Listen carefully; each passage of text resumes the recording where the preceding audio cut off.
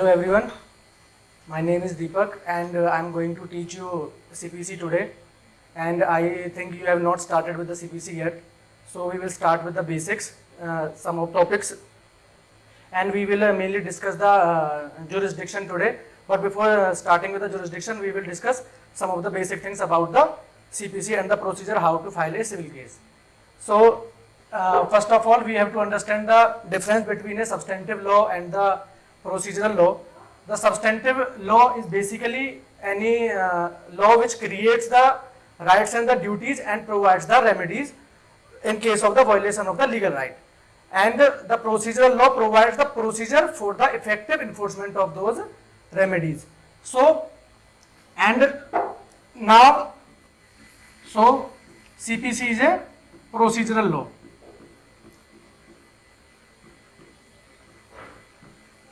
Procedural law.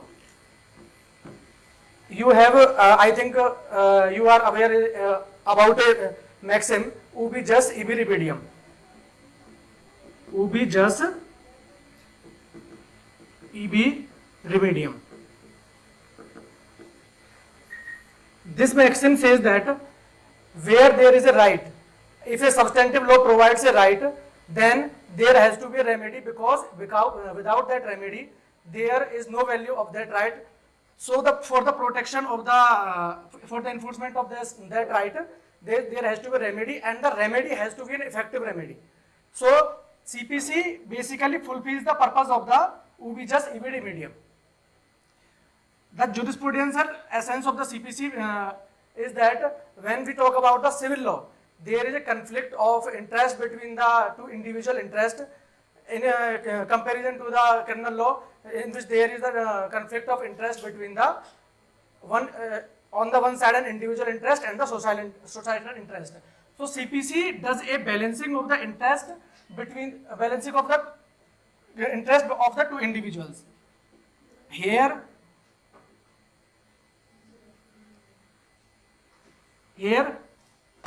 so what is necessary to file a suit in the CPC, in a civil suit, what is necessary to file, we have to see some of the things. First of all, you should have a legal right. Legal right. Suppose A has a legal right to possess the house. Now, if B violates that rights, then there arises the in favor of a cause of action. So basically, to file the suit in a civil case, the first thing which is necessary is the cause of action. Because without the cause of action, you cannot file any suit in the CPC. Now, when the cause of action arises, then you get a remedy, and for that enforcement of that remedy, you files the plaint in the court. Basically, plaint is the pleading of every person whose right has been violated, and it contains the allegations which is made by the plaintiff. And in this plaint, along with the plaint, you will file the documents or the supporting pleadings. Now, after the filing of the plaint, you will file the plaint in the duplicate. Duplicate means you will file the two copies of plaint in the court, and along with the plaint you have to file the affidavit as per the provision of the section 26 of the CPC and order 4 rule 1. Affidavit is basically filed about the pleadings which is mentioned in the plaint, that you are claiming the right pleadings in the plaint. Now, what you have to see after the filing of the plaint as the registry, you will be provided a court number and the date, and or you will be assigned a court.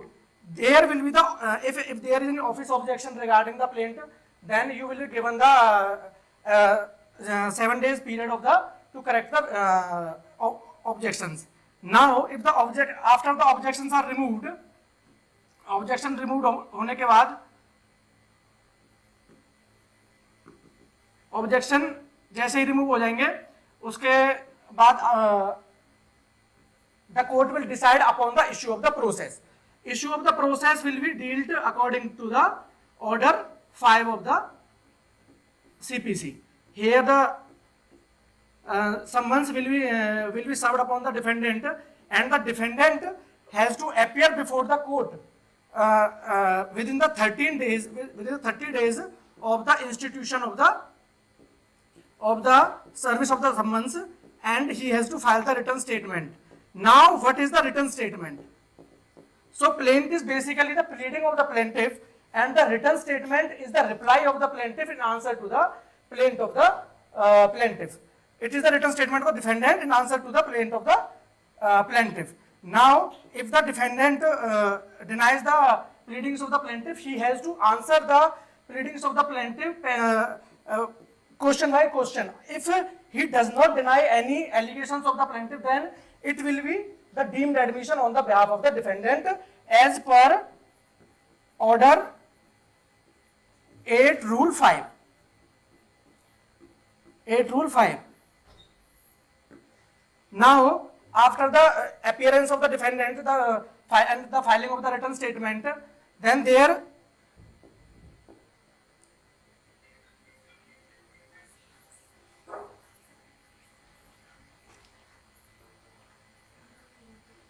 the court will examine the pleadings of both the parties. Pleadings of both the parties under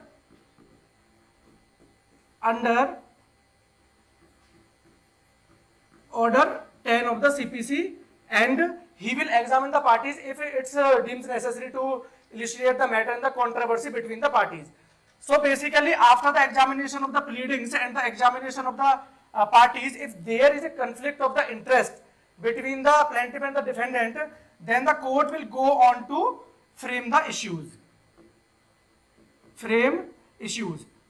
So basically, from here we will start the main proceedings in the civil case. Now, if after the framing of the issues, the framing of issues is done under order 14. Under order 14. If now the plaintiff or the defendant both will file the list of the witnesses under order 16. Under order 16, and thereafter the examination will be done of the witnesses, and thereafter we will go on to we will go on to final arguments, and thereafter the judgment will be pronounced by the court under order 20 within 30 days, which is extendable to the 60 days. But the written statement you have to file in the within 30 days, and you have to pass the judgment within 30 days.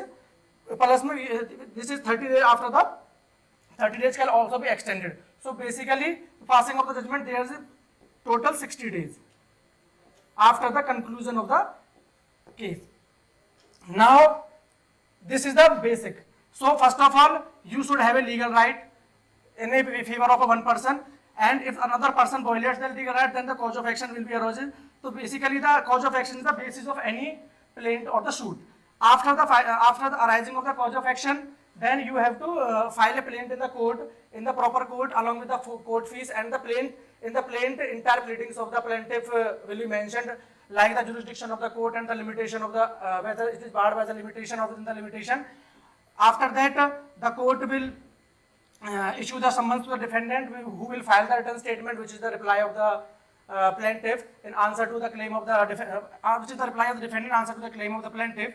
And then after the court will examine the pleadings of both the parties, and after the examination of both the parties, the court will frame the issues.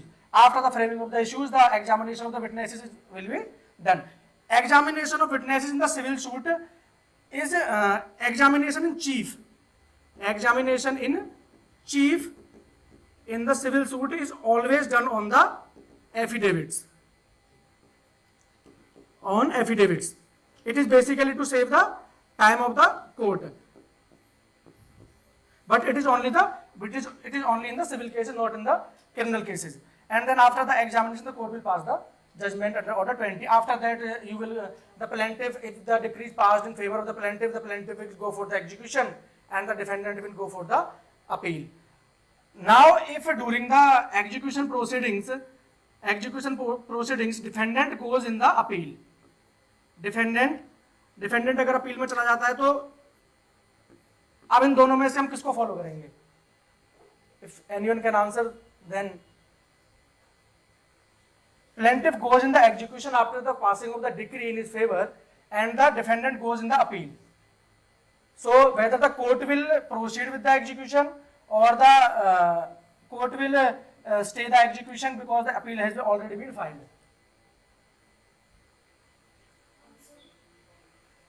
So here comes the two provisions into the play. Order 21, Rule 26 and Order 41,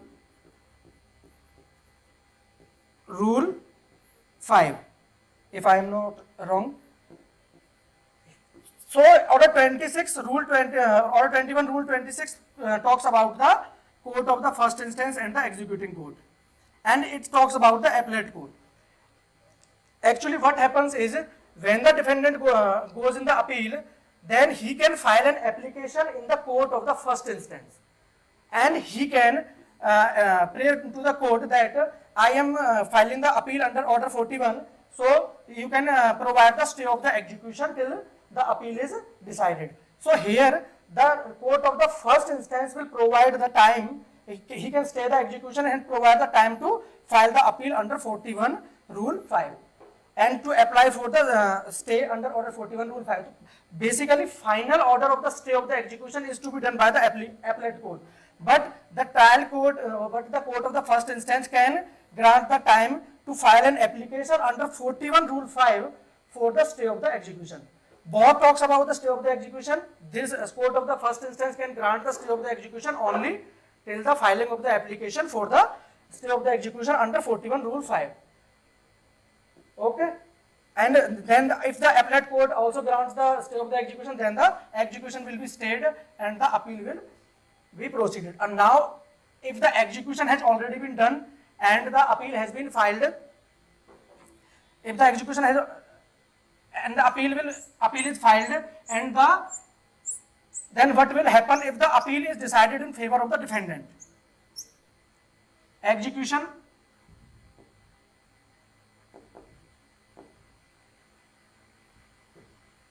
complete हो गया हमारा, execution done, मतलब plaintiff gets the possession of the house or whatever seal deed executed.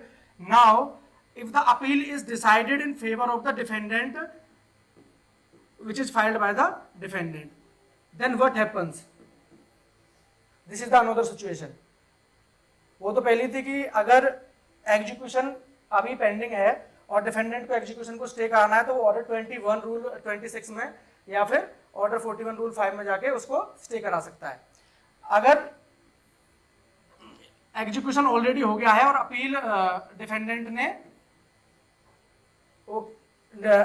के favour में आ गई तो इसका क्या होगा फिर? क्योंकि एग्जीक्यूशन तो ऑलरेडी प्लेंटिफ के फेवर में हो गया है. Here comes into the picture the section 144 of the CPC.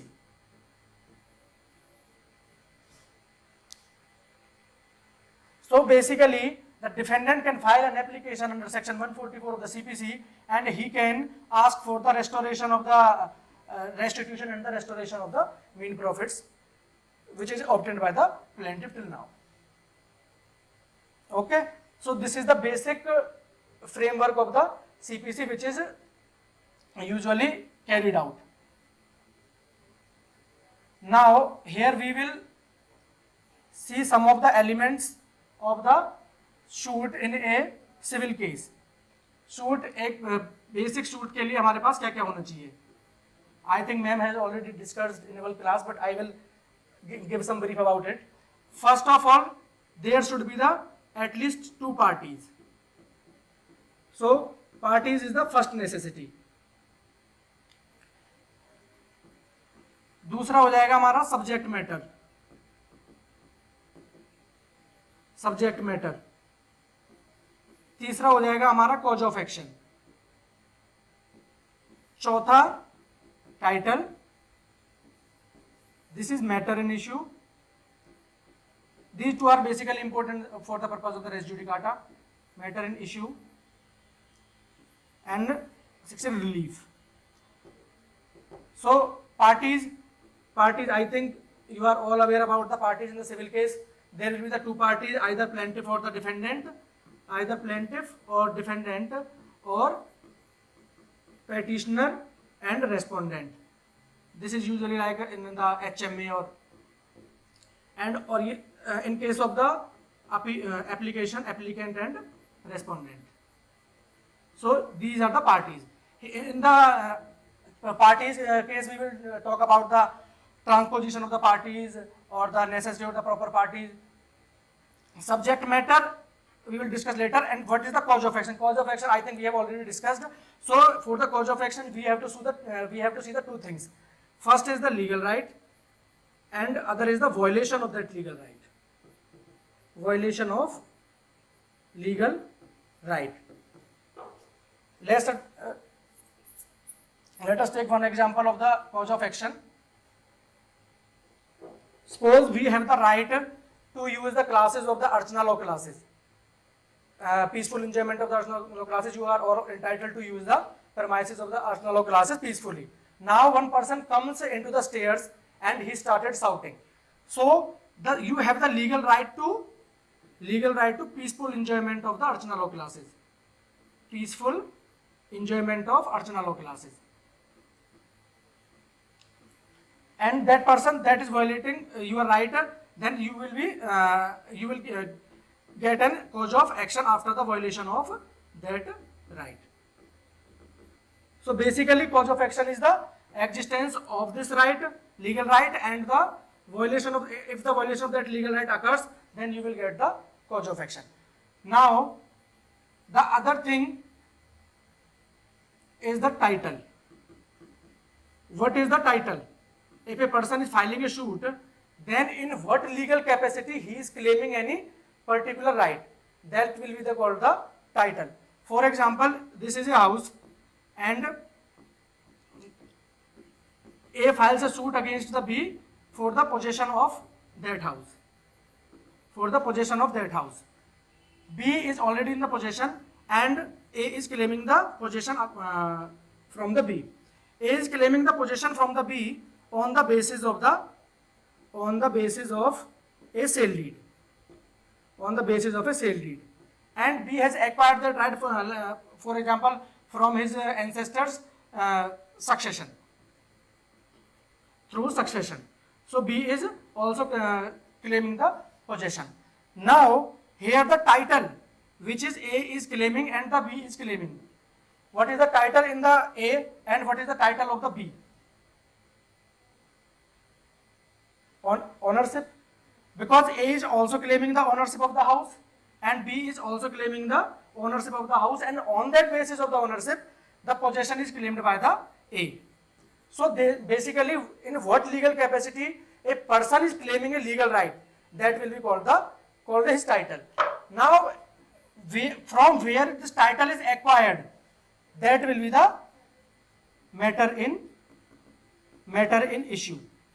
So in this case, what will be the matter in issue? So here the sale deed will be the matter in issue, and here the succession will be the matter in issue. Okay.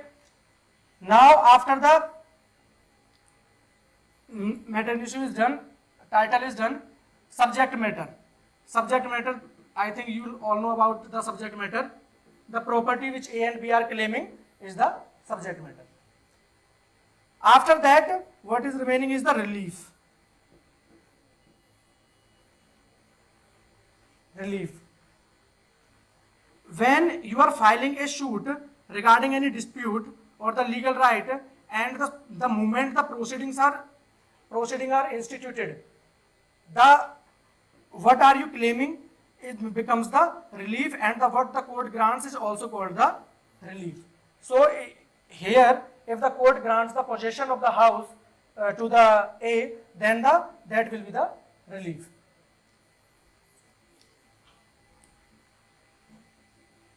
एक question है इसमें, क्या title subject matter different subject matters और relief के लिए different different हो सकता है? पार्टी सेम है, पार्टी सेम है। मान के चलो कि ये एक ए है कोई tenant and B is the landlord, B is the landlord.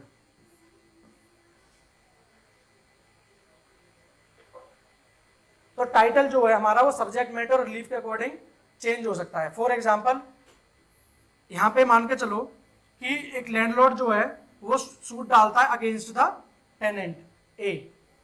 Hair और किस चीज के लिए सूट डालता है? ये सूट डालता है, मान के चलो कि ये जो है टेनेंट है ये यहाँ पे न्यूसेंस क्रिएट कर रहा है, न्यूसेंस क्रिएट कर रहा है उसके प्रेमाइसेस में। So here what is the title of the landlord? No, because he is filing the suit, अगर he is filing the suit on the basis of the personal capacity, personal capacity सिर्फ ownership की वजह से नहीं, अगर ये owner भी नहीं होता, अगर ऊपर बिल्डिंग में कोई और रह रहा है, नीचे अगर वो रह रहा है, तो ये पर्सनल कैपेसिटी में हो जाता है। अब इसमें दूसरा एक एग्जांपल सेम ले लो कि ये जो है बी ने ए से कोई, बी इसका लैंडलॉर्ड भी है, ये टेनेंट भी है और लैंडलॉर्ड भी है। ये इसने बी ने ए ने बी से कुछ उधार लिया हुआ है और ये अपना डेट क्लेम कर रहा है, तो इसमें इनका टाइटल क्या होगा? सेम केस में बी का क्या होगा, टेनेंट का क्या होगा? अगर वो कोई डेट क्लेम कर रहा है जो कि ए ने बी से लिया हुआ है, यहां पे हो जाएगा इनकी कैपेसिटी जो है वो है क्रेडिटर और डेटर। अब अगर ये एविक्शन के लिए सूट डालता है तो इनकी कैपेसिटी होगी landlord and tenant. So subject matter और रिलीफ के अकॉर्डिंग हमारे जो टाइटल हैं वो डिफरेंट डिफरेंट हो सकते हैं उसमें। So I think this is the basic of the basic terms about a suit. Plaintiff is filed always by the plaintiff and written statement is filed by the defendant. We will talk about later about the replication of the rejoinder. Now the main topic we will going to discuss today is the jurisdiction. Jurisdiction. What is jurisdiction? What is jurisdiction? So jurisdiction in simple terms is the legal authority to decide any controversy, to decide any controversy after the application of the laws.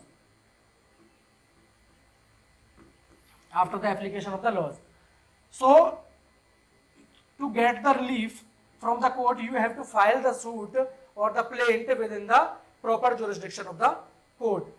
What is the section which is dealing with the jurisdiction of the court? Is section 9, which is mainly relates to the jurisdiction. So here we will talk about the section 9 and section 16 to 20 today. Section 9 की अगर आपने language पढ़ी होगी तो उसमें positive और negative language दोनों use की हुई है. It is basically grants the plenary jurisdiction to the court. Plenary jurisdiction का क्या मतलब होता है ये बताएंगे हम. तो इसमें सेक्शन 9 में वैसे बता देता हूँ आपको, शायद सीपीसी का डायरेक्ट नहीं होगा आप लोगों के पास, कि no court all the court shall have the jurisdiction to try all the suits of the civil nature except their cognizances either expressly or impliedly barred. तो यहाँ पे बताया इन्होंने all the courts shall. So तो जो पहला word हमें यहाँ पे याद रखना वो रखना shall have the jurisdiction to try all the suits of civil nature. Civil nature ये हमारी सेकंड टर्म हो जाएगी, सिविल नेचर जो हम डिस्कस करेंगे. उसके बाद है हमारा सिविल नेचर. इसमें एक टर्म और थी, subject to the provisions of this act. ठीक है, तो वो उसको भी ध्यान में रखना. Subject to the provisions of this act, subject to provisions of CPC, this code, except their cognizances either expressly or impliedly barred. Expressly or impliedly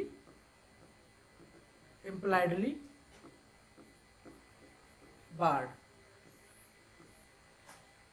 तो ये जो सेक्शन 9 है हमारा, ये हमारा बेसिकली किसी भी कोर्ट को क्या देता है, प्लेनरी जुरिस्डिक्शन देता है। प्लेनरी जुरिस्डिक्शन का क्या मतलब होता है कि जैसे ही सिविल नेचर का कोई शूट होगा तो सारे कोर्ट्स के पास जुरिस्डिक्शन होगा और प्लेंटिफ कोर्ट के पास इनहेरेंट जुरिस्डिक्शन होता है एंड द पार्टी के पास इनहेरेंट राइट होता है कोई भी शूट फाइल करने का या प्लेंट फाइल करने का। जैसे कोर्ट में शूट प्लेंट आता है तो court will proceed with the presumption that it has the jurisdiction and it is the mandatory jurisdiction because the cell word has been used. Now if the defendant has any objection regarding the jurisdiction of the court, then he has to raise the objection in the court, otherwise court will proceed with the jurisdiction that court will proceed with the presumption that it has the jurisdiction. This word is very important in this section because here the word civil right has not been included, has not been used, but the suit of the civil nature, civil suit has not been used, suit of the civil nature has been used. What is the difference between the civil suit and the suit of the civil nature? What is the difference between civil suit and the suit of the civil nature?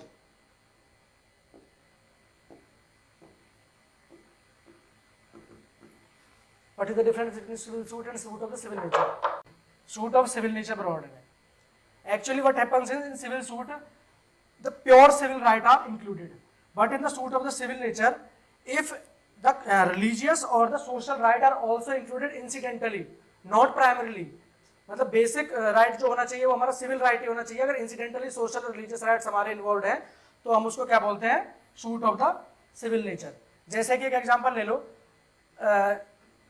एक आदमी ने कोई plaint file किया है क्योंकि उसको किसी cast से एक्सपेल कर दिया गया है, तो whether this is a suit of the civil nature or the not. So here if only the expulsion from the caste is involved, that is the social issue, so here the purely social issue is involved, not any civil right, but because of the that expulsion he has been denied his basic right is the like the food or the shelter, then here will be the civil right is also involved, that will be the suit of the civil nature. Right to carry out any procession, right to carry any procession, whether it is a civil suit or not. Procession, religious procession.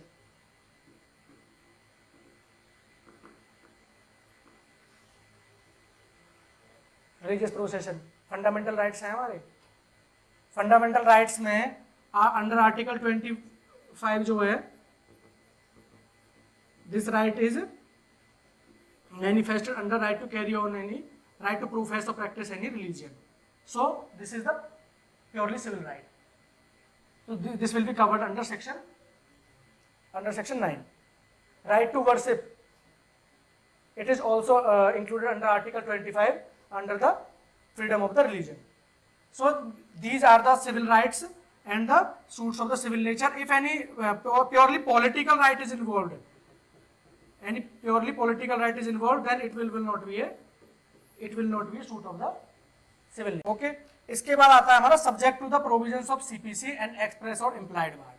तो basically section 9 ने हमारा jurisdiction declare कर दिया, ये हमारा gateway of CPC है। किसी भी आदमी को सूट फाइल करने के लिए CPC में पहले सेक्शन 9 की कंडीशंस को फुलफिल करना पड़ेगा। जैसे ही सेक्शन 9 की कंडीशंस फुलफिल हो जाएंगी तो वो जो है सूट फाइल कर सकता है, और कोर्ट जो प्रिजम्पशन के साथ चलेगा कि उसके पास जुरिस्डिक्शन है। अगर डिफेंडेंट को ऑब्जेक्शन रेज करना है then he will raise the objection before the court. उसके बाद है subject to the provisions of CPC and express and implied bar. So ये जो subject to provisions of CPC or express implied bar है, ये जो है रेगुलेट करते हैं सेक्शन 9 को। ये रिस्ट्रिक्शंस हैं जो कोर्ट को ब्रॉड पावर्स दी गई हैं या पार्टी को इनहेरेंट राइट्स दिए गए हैं सेक्शन 9 में, ये दोनों उसके ऊपर हमारे रिस्ट्रिक्शंस है या रेगुलेशंस है। अब subject to provisions of CPC में जैसे लगा लो हमारा section 11 res judicata, order 2 rule 2, order 23 rule 3A, और ये जो हमारे ये विद इन द सीपीसी हो गए। अब ये क्या एक्सप्रेस और इम्प्लाइड बार जो हैं ये सीपीसी में होने जरूरी है कि दूसरे स्टैट्यूट्स में भी हो सकते हैं, क्योंकि सीपीसी की बात तो इसी में आ जाती है subject to provisions of CPC, then they talk about the restrictions outside the CPC. अब इसमें हमारे कौन से रिस्ट्रिक्शंस आते हैं, स्पेशल एक्ट्स, जैसे कि रेंट एक्ट है कोई, या फिर हमारा इनकम टैक्स ट्राइब्यूनल है या कंपनी लॉ ट्राइब्यूनल है, because they deal with the those matter specifically. अब उसमें हमारा जो टर्म है एक्सप्रेस और इम्प्लाइड बार, एक्सप्रेसली कई बार आपने देखा होगा किसी रेंट एक्ट में, जैसे कि एमपी अकोमोडेशन आपने शायद नहीं पढ़ा होगा अभी, तो एमपी अकोमोडेशन के शायद आई थिंक सेक्शन 45 में एक्सप्रेसली मेंशन किया हुआ है, no civil court shall try any matter which can be decided by the rent tribunal और द कंट्रोलर। तो वो हो जाएगा हमारा एक्सप्रेस बार। अब है इम्प्लाइड बार। तो इम्प्लाइड बार हम कैसे देखेंगे? इम्प्लाइड बार देखेंगे हम कि कोई भी जब स्टैट्यूट इनेक्ट किया जाता है तो उसके पीछे कोई बेसिक पर्पस या ऑब्जेक्टिव होता है, तो ये हम हमेशा ड्राइव करते हैं उस स्टैट्यूट्स के पर्पस या ऑब्जेक्टिव से, किस पर्पस या ऑब्जेक्टिव के से वो हमारा इनेक्ट किया गया है। तो इम्प्लाइड बार हम वहां से देखते हैं। अब एक क्वेश्चन है मेरा यहाँ पे, अगर किसी ने थोड़ा बहुत पीसीपीसी पढ़ा हुआ होगा तो हमारा एक बहुत अच्छा केस है, क्या एक्सप्रेस बार के अकॉर्डिंग, एक्सप्रेस बार के बावजूद भी क्या सिविल कोर्ट जो है किसी सूट को ट्राई कर सकते हैं? एक्सप्रेस बार के बाद भी क्या सिविल कोर्ट जो है किसी सूट को ट्राई कर सकते हैं? तो तुमने केस देखा होगा या पढ़ा होगा, Dhulabhai versus state of MP. जब भी सेक्शन 9 का केस आएगा तो ये हमारा प्रीलिम्स के हिसाब से जो है ये सबसे इंपॉर्टेंट केस माना जाता है, बहुत बार प्रीलिम्स में पूछा जाता है ये, Dhulabhai versus state of MP, Dhulabhai versus state of MP. इसमें हमारी 4 कंडीशंस लेट डाउन की गई थी कि एक्सप्रेस बार के बावजूद भी हम जो है अगर कोई स्टैट्यूट्स में एक्सप्रेस बार दिया गया है उसके बावजूद भी हम सिविल कोर्ट्स जो है वो किसी सूट को ट्राई कर सकते हैं। वो 4 कंडीशंस हमारी क्या थी कि अगर वो स्टैट्यूट्स जो है वो अल्ट्रा वायरस हो गया हो, वो अल्ट्रा वायरस डिक्लेयर कर दिया कोर्ट ने, पहली कंडीशन। दूसरी कंडीशन हमारी क्या थी? दूसरी कंडीशन थी कि अगर स्टैट्यूट्स जो है वो हमारी इफेक्टिव रेमेडी नहीं दे पा रहा है, अगर वो इफेक्टिव रेमेडी या रिलीफ नहीं है उसमें। तीसरा क्या है कि ये स्टैट्यूट्स जो है वो violate the principles of that statutes, या कोई ट्राइब्यूनल जो बेसिकली ट्राइब्यूनल जो violets the principles of that statutes under which he has the jurisdiction. Fourth क्या है कि वो स्टैट्यूट्स के प्रोविजंस को तो वायलेट नहीं कर रहा है, लेकिन जो है नेचुरल जस्टिस के प्रोविजंस को वायलेट कर रहा है, हमारा नेचुरल जस्टिस के प्रोविजंस को वायलेट कर रहा है। तो ये 4 कंडीशंस के केस में अगर एक्सप्रेस बार भी दिया हुआ है तो पार्टी क्या है वो सिविल कोर्ट को अप्रोच कर सकती है सेक्शन 9 में, और civil court will grant the relief. तो 4 कंडीशंस कौन कौन सी है? अगर स्टैट्यूट जिसके अंदर एक्सक्लूसिव जुरिसडिक्शन दिया गया है किसी ट्राइब्यूनल को या कोर्ट को, वो अल्ट्रा वायरस डिक्लेयर हो गया है। दूसरा क्या है? अल्ट्रा वायरस डिक्लेयर नहीं हुआ है लेकिन इफेक्टिव रेमेडी नहीं है उसमें। तीसरा क्या है कि जो ट्राइब्यूनल उसके अंदर क्रिएट किया गया था उस वो जो है वो वायलेट कर रहा है प्रिंसिपल्स ऑफ दैट स्टैट्यूट्स। और फोर्थ क्या है कि वो अगर वायलेट नहीं भी कर रहा प्रिंसिपल ऑफ दैट स्टैट्यूट तो प्रिंसिपल्स ऑफ नेचुरल जस्टिस को वायलेट करा। तो इन 4 केसेस में धुलाभाई में बोला गया था कि सिविल कोर्ट जो है एक्सप्रेस बार के बावजूद भी हमारा क्या कर सकता है, वो ट्राई कर सकता है। ठीक है। इसके बाद हमारा इसमें एक केस और था, हमारा कि most reverend PMA metropolitan versus Moranmar Marthoma and others. Most reverend PMA metropolitan versus Moranmar Marthoma and others.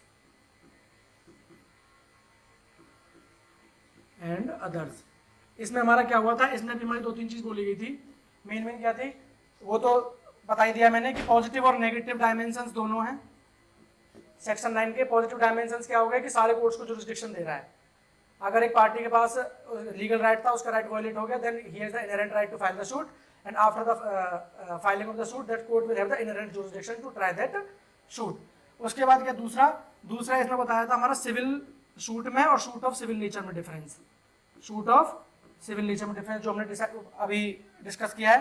तीसरा था कि इसमें इसका मैंडेटरी कैरेक्टर के बारे में बताया था कि कोर्ट के पास जो है वो प्लेनरी जुरिसडिक्शन होता है, तो कोर्ट मैंडेटरी जुरिसडिक्शन होता है। कोर्ट हमेशा एक प्रिजम्पशन के साथ चलेगा कि उसके पास जुरिसडिक्शन है, तो डिफेंडेंट उसको रिबट कर सकता है, रिबटेबल प्रिजम्पशन होता है। ठीक है। उसके बाद इसमें हमारा सेक्शन 9 में आई थिंक इससे ज़्यादा कुछ है नहीं।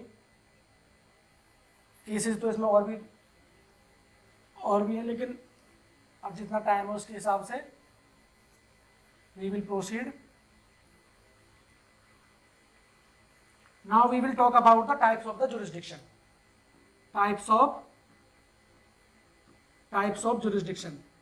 ये तो तुम सभी को पता होगा कि 3 टाइप के jurisdiction होते हैं. Types of jurisdiction. पहला हो गया हमारा pecuniary. दूसरा हो गया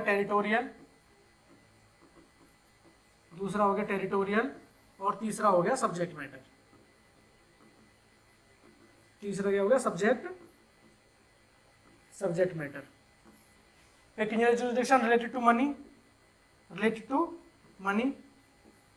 Territorial jurisdiction area. और ये हमारा सबसे इंपॉर्टेंट है जो इसको हम अभी डिस्कस करेंगे. इसमें 2 चीजें होती हैं, ठीक है. तो मनी में हर किसी की प्रॉपर्टी का या सब्जेक्ट मैटर का एक पेक्यूनियरी वैल्यू होती है. उस पेक्यूनियरी वैल्यू के अकॉर्डिंग ही जो है सूट फाइल किया जाता है. जैसे कि दिल्ली में क्या होता है कि दिल्ली में हमारे तीन होते हैं, 3 तरह के जुरिस्डिक्शंस होंगे, क्योंकि हरियाणा में तो सीनियर जज, सिविल जज सीनियर डिवीजन और सिविल जज जूनियर डिवीजन होता है, लेकिन यहाँ पे सिर्फ सिविल जज होता है. तो सिविल जज की जुरिस्डिक्शन कितनी होती है? सिविल जज की जुरिस्डिक्शन होती है 20 लाख तक, ठीक है, 20 लाख तक.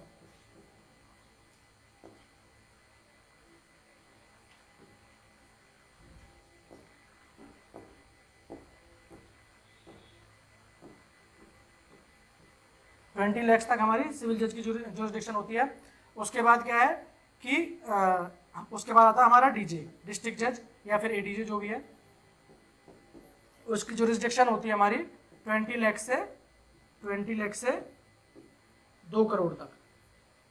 और 2 करोड़ से ऊपर के जितने भी मैटर्स है वो हमारे हाई कोर्ट के पास जाते हैं, ठीक है. तो यहाँ पे क्या होता है, डीजे और हाई कोर्ट जो है वो दोनों कोर्ट की तरह काम करते हैं. एज एन एपलेट कोर्ट भी काम करेंगे और हमारा कोर्ट ऑफ ओरिजिनल जुरिस्डिक्शन की तरह भी काम करेंगे, क्योंकि अगर मैटर इतने का होगा तो ये एज एन ओरिजिनल जुरिस्डिक्शन काम करेंगे. और अगर 20 लाख के केस की अगर अपील जानी है तो वो डीजे को जाएगी, या इस वाले की जाएगी तो वो हाई कोर्ट को जाएगी. तो ये हमारा होता है pecuniary jurisdiction. It depends upon the amount of the या value of the subject matter of the suit. Territorial jurisdiction we will discuss under section 16 to 20. Pecuniary jurisdiction के लिए हमें 3 सेक्शंस देखने होते हैं basically, section 3, section 6 and section 15. Section 3 में generally hierarchy of court बताया हुआ है.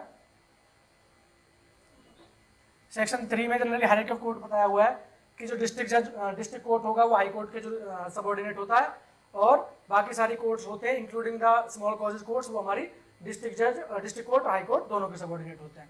6 में बताया हुआ है कि पेक्यूनियरी वैल्यू से ज्यादा कभी भी कोर्ट के पास कोई भी कोर्ट जो उसके पास जुरिस्डिक्शन नहीं होगा अगर उसकी पेक्यूनियरी वैल्यू उसको एक्सीड कर रही है. 15 में हमारा जनरल रूल बताया हुआ है कि जो कोर्ट होगी lowest grade to competent to try it, वो हमारा क्या करेगा, वो ट्राई करेगी उस सूट को. तो ये 3 हम बात करते हैं पेक्यूनियरी जुरिस्डिक्शन से रिलेटेड.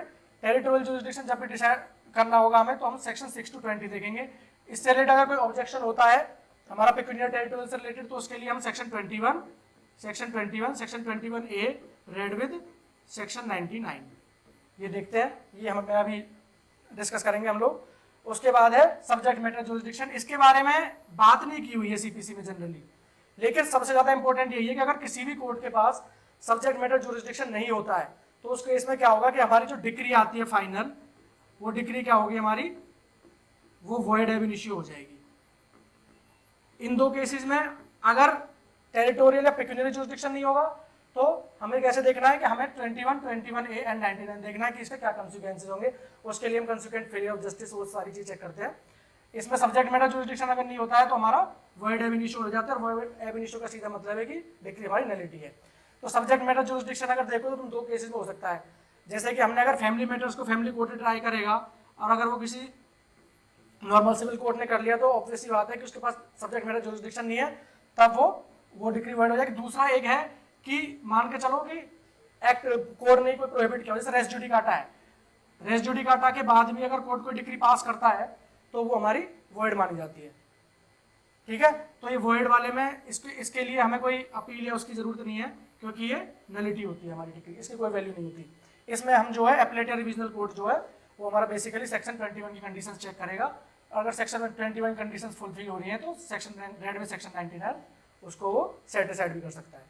ठीक है, तो यहाँ पे हम क्या देखेंगे, सबसे पहले तो पेक्यूनियरी जुरिसडिक्शन के लिए तीनों सेक्शंस मैंने बता दिए, हम यहाँ पे डिस्कस करेंगे about the we will discuss about the territorial jurisdiction.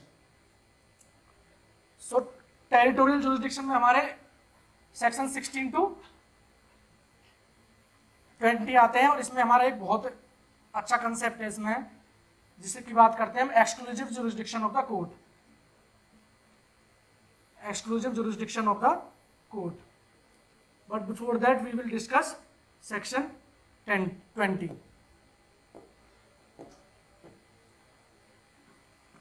Section 16 first of all we will discuss. Section 16 से पहले एक मैक्सिम आप लोगों ने सुनी होगी, equity acts in personam, equity acts in personam. इसका क्या मतलब होता है इक्विटी एक्ट्स इन पर्सोनम का? इसका मतलब होता है if you are seeking any relief against the other party, you have to follow that party. तो हमें यहाँ पे डिफेंडेंट के कन्वीनियंस के हिसाब से बेसिकली सूट डालना पड़ता है, ये हमारी जनरल मैक्सिम है। लेकिन सेक्शन 16 जो है वो इसका प्रोवाइजो तो इसकी इक्विटी एक्ट इन पर्सोनम के इस पे बेस्ड है, लेकिन जो जनरल प्रोविजन है वो हमारा इससे थोड़ा सा अलग है। इसमें क्या कहता है ये, इसमें हमारे 6 क्लॉजेज हैं, आई थिंक 6 क्लॉजेज। तो पहला हमारा है रिकवरी ऑफ इम्यूवेबल प्रॉपर्टी। ये बेसिकली बात करता है कि जुरिसडिक्शन कोर्ट का कब होगा, जुरिसडिक्शन कोर्ट का कहाँ पे होगा। तो इस ज्यादा प्रॉपर्टी से रिलेटेड है और इमूवेबल प्रॉपर्टी से रिलेटेड है, सिर्फ एक क्लॉज को छोड़ के, जो क्लॉज हमारा लास्ट क्लॉज है वो मूवेबल प्रॉपर्टी से रिलेटेड है, बाकी हमारे सारे इमूवेबल प्रॉपर्टी से रिलेटेड है। तो इसमें कुछ है जैसे recovery of possession of immovable property, partition of immovable property,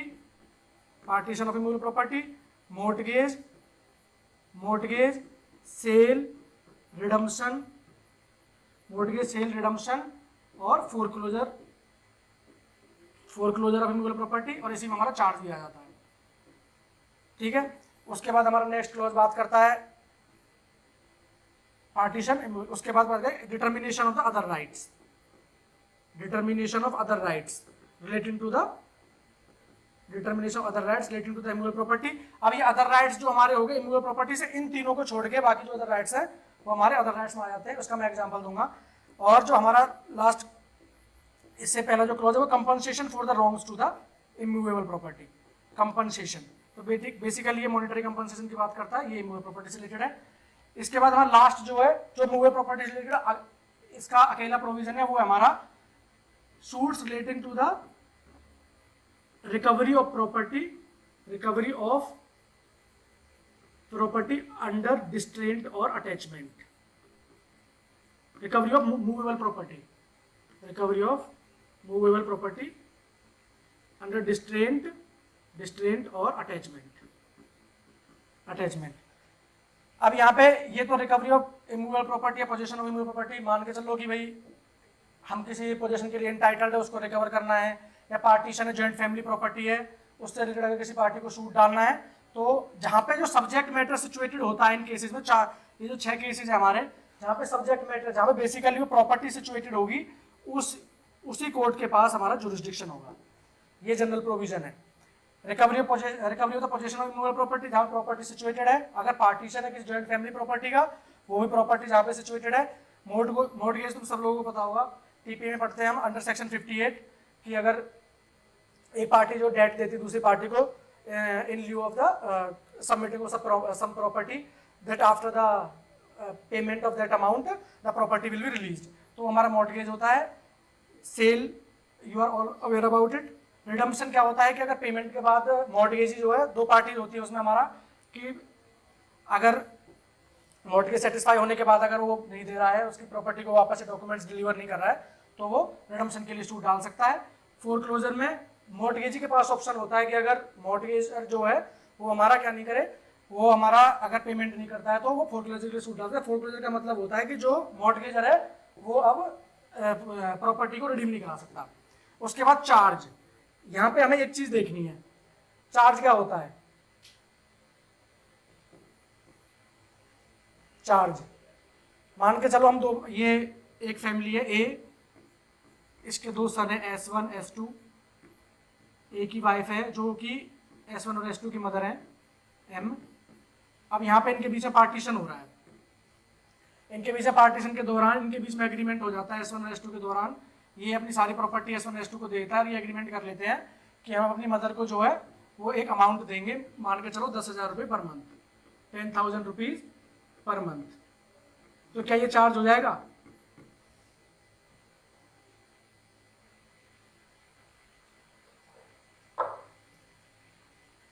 और अगर ये अगर एग्रीमेंट करके ये कह देते हैं कि हम 10,000 रुपीज पर मंथ मिलेंगे, कि जो प्रॉपर्टी इनके बीच में डिवाइडेड हुई है उसकी जो क्रॉप्स हैं और उससे जो वैल्यू आ रही है उसमें से 5-5 हजार रुपये, ये दोनों 5-5 हजार रुपये देंगे, क्या ये चार्ज हो जाएगा? इन दोनों में से कौन सा चार्ज है? सो चार्ज हमेशा एक प्रॉपर्टी के ऊपर होगा। इसे तो मॉनेटरी क्लेम कह सकते हो लेकिन इसे चार्ज नहीं कह सकते, चार्ज हमेशा एक प्रॉपर्टी के ऊपर होगा। तो ये जो इसके मीन प्रॉफिट से या यूसुफ्रक्चर से जो भी लेगा प्रॉपर्टी से, उसको हम चार्ज बोलते हैं। और चार्ज को अगर क्लेम करना है तो जहां पे प्रॉपर्टी सिचुएटेड होगी वहां पे सूट फाइल कर सकते हैं, एम जो है S1 या S2 के खिलाफ अगर ये पे नहीं करते हैं तो। उसके बाद आता है compensation for the wrongs to the immovable property. Immovable property compensation for wrongs हमारा यहाँ पे दिया हुआ है इसमें ई क्लॉज में, और उसमें अगर compensation for the wrongs to the movables या फिर पर्सन से रिलेटेड है तो हमारा सेक्शन 19 डील करता है उससे रिलेटेड, उसका जुरिस्डिक्शन अलग है मूवेबल से और पर्सन से रिलेटेड। इमूवेबल प्रॉपर्टी का कोई कंपनसेशन लेना, मान के चलो कि यहाँ पे कोई ट्रेस पास कर देता कोई आदमी और यहाँ पे एसी को या चेयर्स को नुकसान पहुंचाता है, उसके लिए अगर हमें डैमेजेस क्लेम करने हैं तो इसमें करेंगे compensation for wrongs to the immovable property में।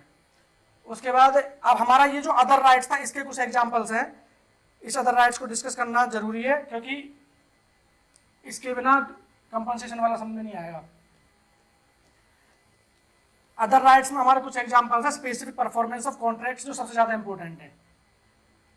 तो अगर इमूवेबल प्रॉपर्टी का कभी भी स्पेसिफिक परफॉर्मेंस ऑफ कॉन्ट्रैक्ट जो हमें अगर सीख करना है तो वो इस क्लॉज में फाइल करेगा और स्पेसिफिक परफॉर्मेंस ऑफ कॉन्ट्रैक्ट वहीं पे मिलेगा जहां पे की प्रॉपर्टी सिचुएटेड है। ये अदर राइट्स में आ जाता है इमूवेबल प्रॉपर्टी से रिलेटेड, प्रॉपर्टी सिचुएटेड। दूसरा हो जाएगा हमारा जैसे कि न्यूसेंस, अगर कोई इमूवेबल प्रॉपर्टी में न्यूसेंस क्रिएट करता है। तीसरा हो जाएगा हमारा ट्रेसपास। चौथा ईजमेंटरी राइट्स। तो इस तरह के जो राइट्स हैं वो हमारे ईजमेंटरी राइट्स, ये अदर राइट्स में आ जाते हैं क्योंकि सारे के सारे जो है इमूवेबल प्रॉपर्टी से रिलेटेड है। ईजमेंटरी राइट्स समझते हो ना? ईजमेंटरी राइट्स की डेफिनेशन तो शायद लिमिटेशन एक्ट में भी दी हुई है। सेक्शन आई थिंक 21E है, उसका चेक कर लेना एक बार लिमिटेशन एक्ट का, एक बार उसको जो हमने वो डिस्कस किया था ऑर्डर 21, रूल 20, रूल 5 और ऑर्डर 14-26, वो भी एक बार प्रोविजन अच्छे से चेक कर लेना। तो 21E में क्या है कि ईजमेंटरी राइट होता है कि दूसरे की सॉइल को यूज करना, ठीक है। तो इसमें हमारा इस टाइप के प्रोविजंस आते हैं। अब मान के चलो हमने अभी बोला था compensation for the wrongs to the immovable property. किसी आदमी ने क्या किया, ट्रेसपास किया, ट्रेसपास करके हमने डैमेजेस क्लेम करने हैं। तो अगर हमें डैमेजेस क्लेम करने हैं तो हम जाएंगे ई क्लॉज में, compensation for the wrongs to the immovable properties वाला जो क्लॉज है। और अगर हमें सिर्फ इंजंक्शन के लिए सूट डालना है ट्रेसपास से तो हमें जाना होगा सेक्शन क्लॉज डी में, सेक्शन 16 का हमारा जो क्लॉज डी है। अगर उसके इंजंक्शन से रिलेटेड सूट डालना है किसको, या उसके एविक्शन से रिलेटेड सूट डालना है तो हमें क्लॉज डी में जाना पड़ेगा। लेकिन अगर डैमेजेस हैं जो कंपनसेशन से रिलेटेड है तो क्लॉज ई में जाते हैं, ठीक है। उसके बाद आता है हमारा वो वाला जो मूवेबल प्रॉपर्टी से रिलेटेड वाला था कि recovery of the movable property under distraint or attachment. वहां पे डिस्ट्रेंट क्या होता है, ज्यूरिसडिक्शन से रिलेटेड एक क्वेश्चन पक्का प्रीलिम्स में मिलना ही मिलना है 100%, और मेंस में तो उसका फिक्स है कि आजकल फॉरम कन्वीनियंस और एक्सक्लूसिव ज्यूरिसडिक्शन क्लॉज पे क्वेश्चन पूछेंगे ही पूछेंगे। तो इसलिए ज्यूरिसडिक्शन के जितने भी हमारे प्रोविजंस हैं उनको एक बार अच्छे से पढ़ लेना। सीपीसी में मैक्सिमम क्वेश्चंस जो है हमारे वो हमारे ज़्यादातर सेक्शन से आए थे, क्योंकि बहुत लोग ऐसा है कि सीपीसी से डरते हैं कि सीपीसी बहुत ब्रॉड है, लेकिन अगर सीपीसी को कंपेयर करेंगे सीआरपीसी से तो सीपीसी सीआरपीसी से इजी पड़ता है। तो अगर कभी किसी एग्जाम में अगर आप प्रोविजंस पीछे वाले ऑर्डर्स जो है अगर नहीं पढ़ पाओगे तो अगर सेक्शन भी पढ़ लिए 151 जो है उसी से तुम्हारे क्वेश्चन सॉल्व हो जाएंगे।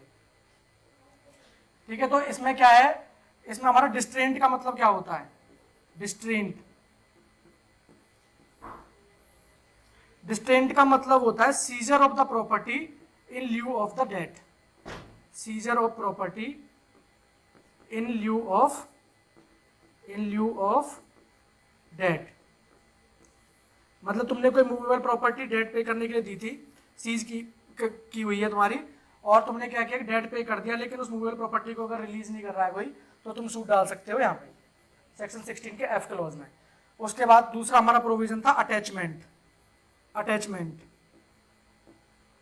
अटैचमेंट का है कि मान के चलो कार से रिलेटेड कोई इशू हो गया ए और बी के बीच में, और ए कह रहा है कोर्ट से कि बी जो है वो इस कार को बेचने वाला है, तो कोर्ट क्या करेगा, कोर्ट एक रिसीवर अपॉइंट कर देगा और इस कार को जो है वो रिसीवर की कस्टडी में दे देगा। उसके बाद क्या है कि अगर रिसीवर जो है कोर्ट जो है इस ऑर्डर को वैकेट कर देता है, कोर्ट जो है इस ऑर्डर को वैकेट कर देता है, उसके बाद में रिसीवर अगर प्रॉपर्टी को हैंडओवर नहीं कर रहा है ए या बी जिसको भी कोर्ट ने डिक्री दिया, तो हम सूट फाइल कर सकते हैं सेक्शन 16 के एफ क्लॉज में। तो डिस्टेंट का मतलब होता है seizure of the movable property in the lieu of the debt. और वो डेट पे करने के बाद अगर इस प्रॉपर्टी को रिलीज नहीं कर रही कोई पार्टी तो उसके लिए हम यहाँ सूट डालेंगे। अगर अटैचमेंट वाला है तो वो भी 16 के एफ क्लॉज में। अब हमारा इसमें प्रोवाइजर है सेक्शन 16 के एफ में, उसमें इन्होंने लिखा हुआ है suits relating to and for the compensation for the suits relating to the right to and for the compensation to the wrongs to the immovable property कहाँ पे फाइल किए जा सकते हैं। तो उसमें इन्होंने ये प्रॉपर्टी जहाँ पे सिचुएटेड है, हम कह रहे थे कि प्रॉपर्टी सिचुएटेड है वहाँ पे हमें सूट फाइल करना है, सेक्शन 16 का जो जनरल क्लॉज कहता है। लेकिन प्रोवाइजर इसका एक्सेप्शन है जो कि इक्विटी एक्शन पर्सनम पे बेस्ड है। तो उसमें हमारा 3 जो जुरिस्डिक्शंस हैं वो हमारे एक्स्ट्रा जुरिस्डिक्शंस आ जाते हैं कि अगर पर्सनल ओबीडियंस पे डिफेंडेंट की पर्सनल ओबीडियंस पे कोई सूट बेस्ड है तो उस केसेस में हमारे पास 4 जुरिस्डिक्शंस होते हैं। इसमें एक वर्ड यूज किया हुआ है बेरेक्ट में, बेरेक्ट तुम्हारे पास है नहीं लेकिन देख लेना, उसमें लिखा हुआ है कि any property held by the defendant, any property held by the defendant. तो हेल्ड बाय द डिफेंडेंट का मतलब है कि पहली कंडीशन तो यही है कि वो प्रॉपर्टी जो है वो इमूवेबल प्रॉपर्टी अगर डिफेंडेंट के पोजेशन में है, अगर उसके पोजेशन में है। दूसरा क्या है, पोजेशन में है। इसके बाद हमें 4 जुरिस्डिक्शन मिलेंगे और इससे क्या कोड क्या कहना चाह रहा है, कोड हमारा क्या कह रहा है कि अगर पर्सनल ओबीडियंस है, पर्सनल ओबीडियंस रिक्वायर है, मान के चलो कि हमें उसके लिए हमें क्या करना है, अरेस्ट कर सकते हैं हम उसको डिफेंडेंट को। तो उस केसेस में हमारे पास 4 जुरिस्डिक्शंस होते हैं। पहला, वेयर द सब्जेक्ट मैटर या प्रॉपर्टी सिचुएटेड, प्रॉपर्टी सिचुएटेड। दूसरा, डिफेंडेंट एक्चुअली और voluntary resides, actually and voluntarily resides. तीसरा, वर्क्स फॉर गेन, और चौथा है कैरी ऑन बिजनेस। तो अगर पर्सनल ओबीडियंस पे हमारा ये बेस्ड है सूट, जो हमारा एक हम जो एग्जीक्यूट करा सकते हैं डिक्री को, पर्सनल ओबीडियंस जरूरी है उसकी डिफेंडेंट की, तो उस केसेस में हम इन 4 जुरिस्डिक्शंस पे सूट डाल सकते हैं। तो ये तो होता ही है हमारा, उसमें हमारे 3 और आ जाते हैं। यहाँ पे रेजिडेंस का मतलब टेम्परेरी रेजिडेंस नहीं होना चाहिए, continuity, there should be the intention of the defendant to continue at that place. ठीक है, और वॉलंटरली में मान के चलो कोई आदमी जेल में है, तो जहाँ पे जेल में है वो वहाँ पे तो सूट डालोगे नहीं, क्योंकि जेल में कोई भी आदमी वॉलंटरली तो जाएगा नहीं। तो हमारी ये वॉलंटरली वाली कंडीशन है ये फुलफिल होनी चाहिए और वो एक्चुअली वहाँ पे रिसाइड करना चाहिए। फॉर द टेम्परेरी अगर कोई विजिट के लिए गया है तो वो हमारा इस क्लॉज में फॉल नहीं करेगा। दूसरा है वर्क्स फॉर गेन में है, जैसे कि कोई आदमी किसी सैलरी बेसिस पे या रिम्यूनरेशन बेसिस पे कहीं पे काम कर रहा है तो हमारा वर्क्स फॉर गेन में आ जाता है किसी प्लेस पे। कैरी ऑन द बिजनेस, कोई भी प्रॉफिटेबल बिजनेस अगर तुम कर रहे हो, एक्चुअल में प्रॉफिट हो रहा है या नहीं हो रहा है वो अलग मैटर है, लेकिन अगर that business is capable of yielding the profit, then that person can be said to carry on the business at that place. तो ये 4 jurisdictions हमारे यहाँ पे आ जाते हैं. अब मान के चलो डिफेंडेंट हमारे एक से ज़्यादा हैं. हमारी एक सिचुएशन आती है कि ये तो एक डिफेंडेंट के केस में हो गया, लेकिन हमारे अगर एक से ज़्यादा डिफेंडेंट्स हैं तो कहाँ फॉल करेंगे. एक से ज़्यादा डिफेंडेंट है, एक डिफेंडेंट यहाँ मान के चलो यहाँ पे ये डिसाइड कर रहा है, दूसरा डिफेंडेंट यहाँ पे वॉलंटरी गेन कर रहा है. अलग अलग जो यहाँ पे डिसाइड कर रहा है वो यहाँ पे नहीं है. ये 3 अलग अलग सिचुएशंस हैं. यहाँ पे ए है, यहाँ पे बी है, यहाँ पे सी है और कोई बिजनेस नहीं है. इनके रेजिडेंस मान लो.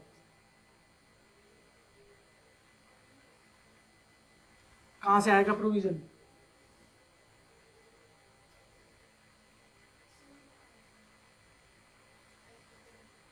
अभी 1 मिनट. उसके बाद क्या है, हमारा एक जुरिस्डिक्शन और होता है जो मेन हमारा जुरिस्डिक्शन है, जिस पर हमेशा हमारा जुरिस्डिक्शन रहेगा, वो है कॉज ऑफ एक्शन, जहाँ पे अराउज होता है.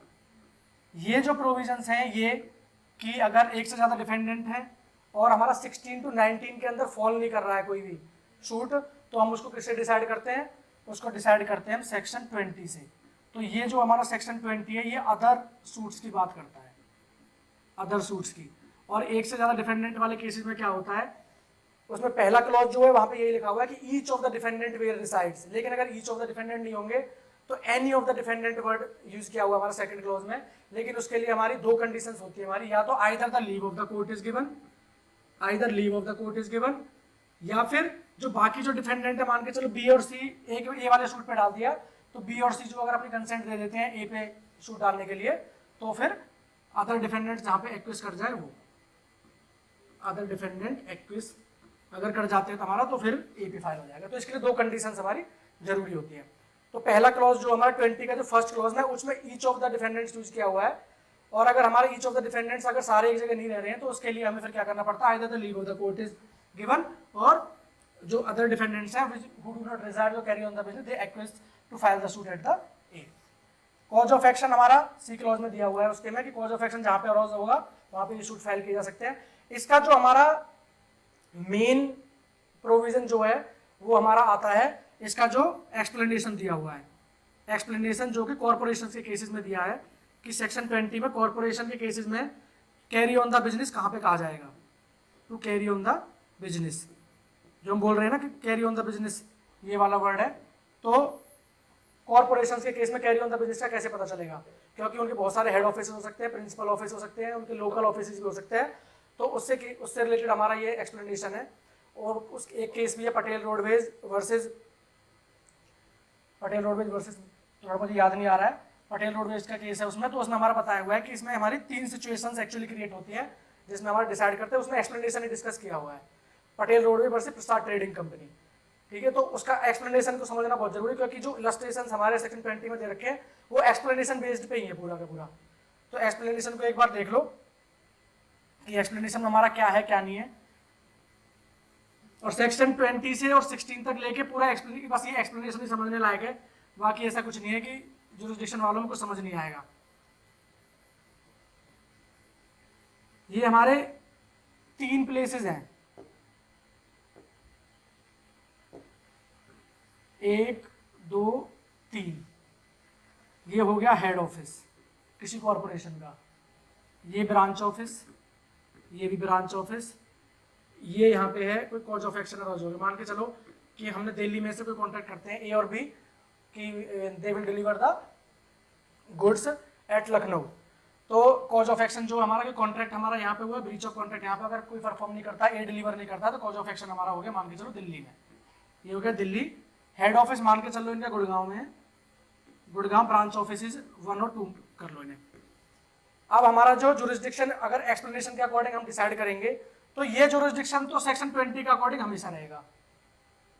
ये जुरिस्डिक्शन तो कभी भी हमारा जाएगा नहीं, इस पर तो हमारा जुरिस्डिक्शन रहेगा ही रहेगा, कॉज ऑफ एक्शन जहाँ पे अराउज हो रहा है. ठीक है, अब हमारी सिचुएशन आती है इनमें कि इनके केसेस में क्या होगा. तो इसमें हमारा जो एक्सप्लेनेशन में दिया हुआ है उसमें हम मान के चलते हैं, एक corporation shall be deemed to carry on the business at its sole और द प्रिंसिपल ऑफिस. मान के चल को इसका एक ही ऑफिस होता, कोई ब्रांच ऑफिस नहीं होता, कोई हेड ऑफिस नहीं होता, तो फिर तो सोल ऑफिस यही हो गया. तो इसका कैरी ऑन द बिजनेस कहाँ पे होगा हमारा, मान के चलो कोई सी प्लेस है ये यहाँ पे. अगर सोल ऑफिस यही है तो सोल ऑफिस एक ही है, फिर तो हेड ऑफिस और ब्रांच ऑफिस का कोई इशू ही नहीं है, तो कॉज ऑफ एक्शन की जगह जुरिस्डिक्शन हो जाएगा, ए के सी प्लेस पे जुरिस्डिक्शन हो जाएगा अगर एक ही ऑफिस है। तो हमारी जो प्रॉब्लम आती है वो आती है अगर ब्रांच ऑफिस और हेड ऑफिस है, तो इनमें कैरी ऑन द बिजनेस कहाँ पे मानोगे? तो सोल और प्रिंसिपल ऑफिस में तो प्रॉब्लम ही नहीं है। प्रिंसिपल ऑफिस की बात करते हैं, कॉज ऑफ एक्शन अरोज हुआ यहाँ पे, प्रिंसिपल ऑफिस है यहाँ, तो उस केसेस में पहली लाइन पे जाओ कि corporation shall be deemed to carry on the business at its sole, sole में तो प्रॉब्लम है ही नहीं, और अदर केसेस में कॉज ऑफ एक्शन है वहां तो ठीक है, एट इट्स प्रिंसिपल ऑफिस, तो प्रिंसिपल ऑफिस फिर हमारा यहाँ पे और यहाँ जुरिस्डिक्शन हो जाएगा इन दो केसेस में। उसके बाद आते हैं, अगर ये कॉज ऑफ एक्शन को मान के चलो दिल्ली में नहीं अरोज हुआ, ये कॉज ऑफ एक्शन हो गया अरोज सेकंड प्लेस पे जहां पे इसका एक ब्रांच ऑफिस था, तो उसमें एक एक्सेप्शन दिया हुआ है, उसी लाइन में आगे उसी एक्सप्लेनेशन में बोला हुआ है कि अगर कॉज ऑफ एक्शन किसी ब्रांच ऑफिस पे, अगर किसी ब्रांच ऑफिस पे अरोज हो जाता है तो corporation shall be deemed to carry on the business at that office, तो उसके केसेस में हमारा ये ब्रांच ऑफिस जो है जहां पे कॉज ऑफ एक्शन अरोज हुआ है सिर्फ इसी का जुरिस्डिक्शन होगा, इस केस में हमारा ये प्रिंसिपल ऑफिस है इस पे जुरिस्डिक्शन नहीं आएगा। अगर किसी को कोई प्रॉब्लम है तो दोबारा समझा सकता हूं, कोई इश्यू नहीं है।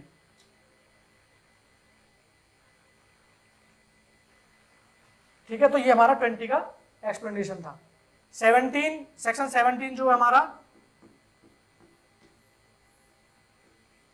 सेक्शन 17 हमारा बात करता है कि अगर मान के चलो कि दो कोर्ट्स के पास जुरिस्डिक्शन, एक प्रॉपर्टी सिचुएटेड है यहाँ पे, नहीं इसमें हमारा ये क्या है कि एक प्रॉपर्टी यहाँ पे, दूसरी यहाँ, तीसरी यहाँ, ये कोई जॉइंट फैमिली प्रॉपर्टीज है, ए और बी के बीच में डिस्प्यूट हो जाता है इनके पार्टीशन से रिलेटेड, तो तीन प्रॉपर्टी के केसेस में इसमें 17 में बोला हुआ है कि any of the court can try the suit, but ये कोर्ट क्या होना चाहिए कि जब तीनों कोर्ट्स का जो केसेस का प्रॉपर्टीज का जो इंटायर वैल्यू होगी वो उस कोर्ट द्वारा कॉग्निजेबल होना चाहिए। मान के चलो कि इसकी वैल्यू 5 लाख है, इसकी 5 है और इसकी 25 लाख है दिल्ली में, तो कितना हो गया इसकी वैल्यू 5, 5, 10 और 15, 25 कितने हो गए 35 के अकॉर्डिंग इसका जुरिस्डिक्शन कहाँ जाएगा? ये यहाँ पे कोई सिविल कोर्ट है, यहाँ पे सिविल कोर्ट है, डिस्ट्रिक्ट कोर्ट, तो डिस्ट्रिक्ट कोर्ट ही इसको ट्राई कर सकता है, तो इंटायर वैल्यू जो है वो कॉग्निजेबल होनी चाहिए, उसी कोर्ट के पास जुरिस्डिक्शन होगा। बस इसमें एक यही याद रखना है कि entire claim should be cognizable by that court, otherwise कोई भी कोर्ट इन तीनों कोर्ट्स में से ट्राई कर सकता है, क्योंकि अगर सारी जॉइंट फैमिली प्रॉपर्टीज है तो मल्टीप्लिसिटी ऑफ सूट को रोकने के लिए, to prevent the multiplicity of the proceedings, he can file the suit at any of the courts, वरना अलग अलग सूट फाइल करनी पड़ेंगे। उसके बाद है हमारा 18, सेक्शन 17 और सेक्शन 18 जो है कभी अंदर से क्वेश्चंस पूछेंगे नहीं, लेकिन जो उनका टाइटल मोस्ट ऑफ द जो हमारे जुडिशियरी एग्जाम्स के प्रीलिम्स में है उनमें सबसे ज्यादा सेक्शन 17 और 18 पूछा जाता है कि if the local limits of the property uncertain या jurisdiction are uncertain, then which court will have the jurisdiction which is provided under which section, अगर एक से ज्यादा jurisdiction में तो कौन सा सेक्शन, तो सेक्शन 17 और 18 हमारा टाइटल पॉइंट ऑफ व्यू से बहुत इंपॉर्टेंट है प्रीलिम्स के लिए, और 16 एंड 20 जो है हमारा वो मेंस के पॉइंट ऑफ व्यू से बहुत इंपॉर्टेंट है। इसमें हमारा 18 में क्या होता है कि 18 में जो local limits of the jurisdiction court की हैं वो अनसर्टेन है, अनसर्टेनिटी है कोर्ट की कि उसको ट्राई करना चाहिए कि नहीं करना चाहिए। ये एक प्रॉपर्टी है, ये दूसरी प्रॉपर्टी है और ये तीसरी प्रॉपर्टी है। ए और बी ने फिर से सूट फाइल किया, एक्चुअली क्या हुआ कि ये डिस्प्यूट है कि जो सेकंड प्रॉपर्टी है, ए ने बी के अगेंस्ट सूट फाइल किया, ये करता है जॉइंट फैमिली प्रॉपर्टी का, ये अगर सूट फाइल करता है for the partition of the joint family property, तो then the dispute is whether the property 2 is the joint family property or the not, and actually A is residing as that property. So when there is the uncertainty regards the jurisdiction of the court, then the court will record a statement to that effect that I have the uncertainty regarding the jurisdiction, record a statement, और वो statement record करने के बाद वो क्या करेगा, proceed कर जाएगा सूट से जैसे कि उसके पास ओरिजिनल जुरिस्डिक्शन है। अब लेटर स्टेज पे हमें पता चलता है कि जो सेकंड प्रॉपर्टी है जॉइंट फैमिली प्रॉपर्टी थी नहीं, तो इस केस में क्या ऑब्जेक्शंस रेज किए जा सकते हैं? उसके लिए इसके 18 के सेकंड क्लॉज में हमें प्रोविजन प्रोवाइड कर रखा है कि इसमें कोर्ट सबसे पहले दो चीजें देखेगा कि whether the there was the uncertainty और द नोट, तो पहली चीज तो होना चाहिए कि यहाँ पे नो अनसर्टेनिटी, अगर अनसर्टेनिटी थी तो कोर्ट ने रिकॉर्ड। दूसरा है कि स्टेटमेंट रिकॉर्ड नहीं किया, statement not recorded, statement not recorded. और तीसरा क्या है कि कंसिक्वेंट फेलियर ऑफ जस्टिस। तो जब तक ये तीनों कंडीशंस जो हैं ये फुलफिल नहीं होंगी तो हमारा जो डिक्री आई है वो सेट असाइड नहीं होगी एपलेटेड रिविजनल कोर्ट में, इस ग्राउंड पे।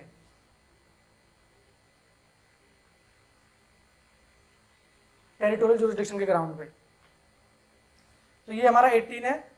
19 सेक्शन जो हमारा compensation for the wrongs to the movables or persons है, उसमें जनरली कॉज ऑफ एक्शन जहाँ पे अराउज होता है, पहला जुरिस्डिक्शन हमारा जहाँ पे कॉज ऑफ एक्शन अराउज होता है, मान के चलो कि मुझे कोई आ थप्पड़ मार देता है तो कॉज ऑफ एक्शन मेरा यहाँ अराउज होता है। डिफेंडेंट कोई गुड़गांव का रहने वाला है, या carry on the business, personally works for the gain.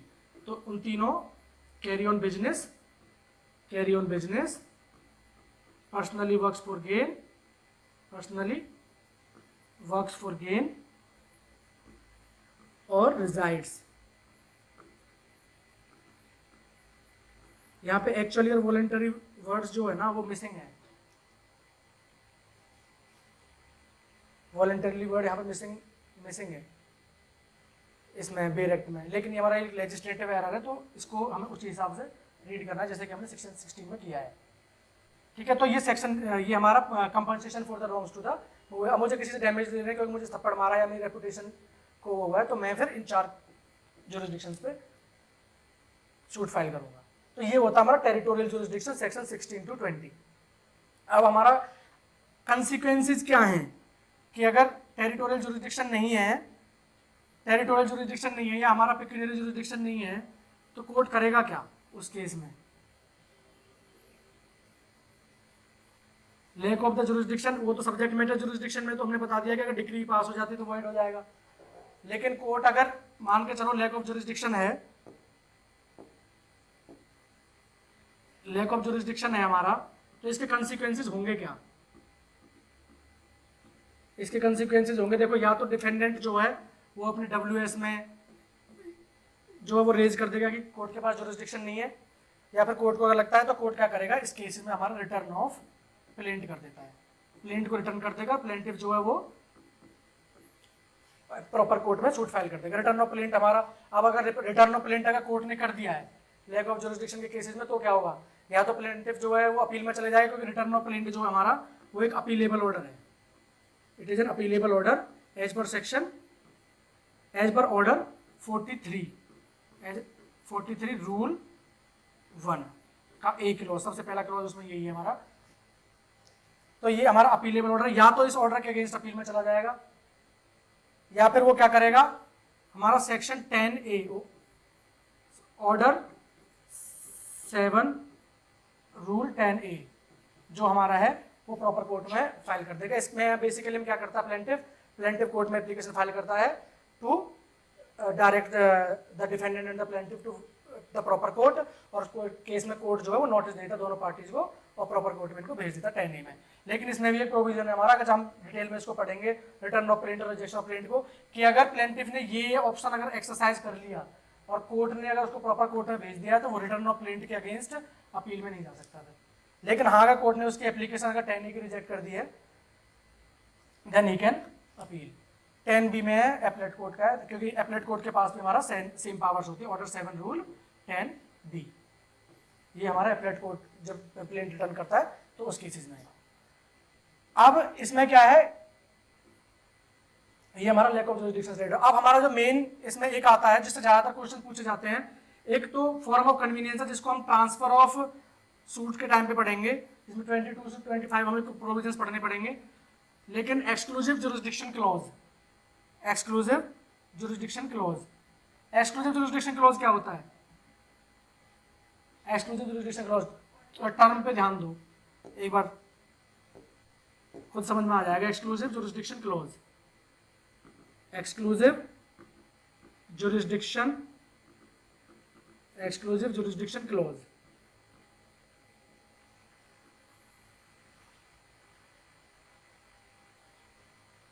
मान के चलो इन दो कोर्ट्स के पास जुरिस्डिक्शन है A और 1 and 2, यहाँ पे मान के चलो कॉज ऑफ एक्शन अराइज हुआ, यहाँ पे डिफेंडेंट जो है रिजाइड कर रहा है, तो दोनों कोर्ट के पास जुरिस्डिक्शन आ गया, कोई प्रॉपर्टी से रिलेटेड है। इसमें क्या है कि ए और बी के बीच में एक एग्रीमेंट हो जाता है, and by that agreement they decides that the all the disputes will be decided by the court first. तो ये जो एग्रीमेंट में ये क्लॉज होता है, हम इसे ये बोलते हैं एक्सक्लूसिव जुरिस्डिक्शन क्लॉज। तो क्या ये एक्सक्लूसिव जुरिस्डिक्शन क्लॉज जो है ये हमारा section 28 of Indian contract act का वायलेटिव नहीं है? Any agreement and restraint of the legal proceedings is void.